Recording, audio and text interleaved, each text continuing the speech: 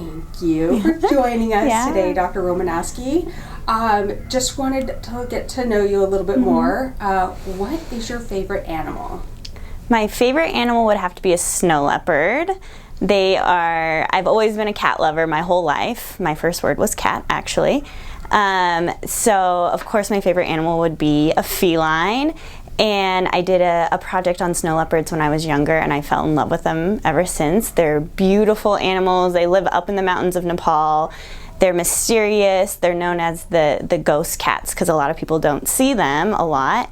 But when they do, they usually catch them on film, and they're absolutely gorgeous. And I've always loved them. What is your favorite childhood memory? My favorite childhood memory would probably have to be anything that revolves around my grandma. I'm very close with my grandma. She actually lives here locally, so I get to see her quite often. But she owned a cabin on a lake in eastern Washington, so we'd go up there every summer. My whole family would go up there, and so I loved spending time there. And I'm also, out of 20 grandchildren, the only one that's named after her, so I've always felt special. That is a great story. What is your favorite pastime?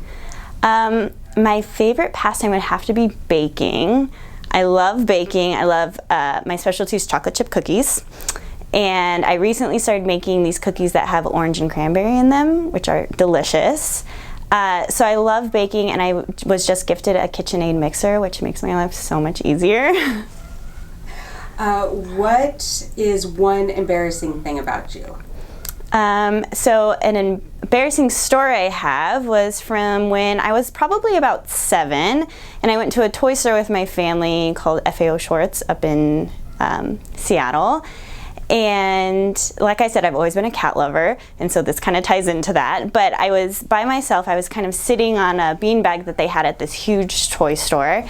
And I was sitting there, and I saw this little red dot on the floor, which was a laser, and I kind of started chasing it a little bit, kind of jumping on it and, putting my hands on it.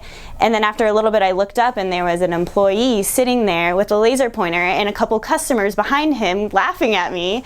I got so embarrassed, and I ran to my parents. But then, it just shows that I do have some sort of inner cat in me.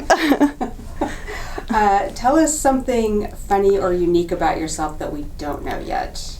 Something unique about myself is when I was about 10 years old, I was a certified scuba diver, and I went on dives in the Puget Sound, and at that location, became the youngest certified scuba diver that they'd ever trained.